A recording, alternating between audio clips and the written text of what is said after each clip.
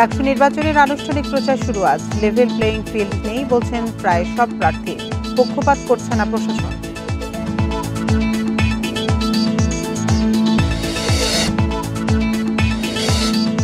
সহপাঠীর ওপর হামলা, হুমকির প্রতিবাদে শাহবাগে বুয়েট শিক্ষার্থীদের বিক্ষোভ, আইনগত ব্যবস্থা নিতে 12 ঘণ্টার আলটিমেটাম।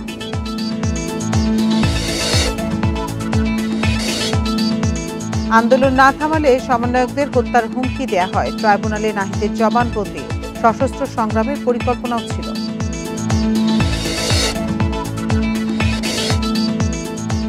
ধর্ষণের পর উল্টো দোষারোপের শিকার ভুক্তভোগী। ধর্ষকদের ৬২ ভাগই বিবাহিত পুরুষ। প্রধান কারণ পর্নোগ্রাফি, গবেষণার তথ্য।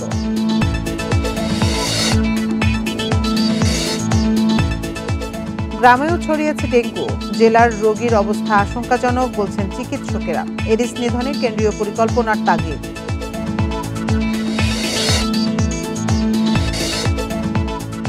ফুলবাড়ী ট্রাজেডির ১৯ বছরেও পুরো বাস্তবায়ন হয়নি সব দাবি। হতাশ আন্দোলনকারীরা।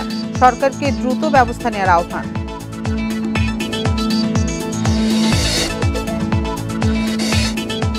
এবং ভারত চীন সম্পর্ক উন্নয়নে এশিয়ায় দুর্বল হতে পারে যুক্তরাষ্ট্রের অবস্থান। নতুন বাণিজ্য জোটের পূর্বাভাস দিচ্ছেন বিশ্লেষকরা।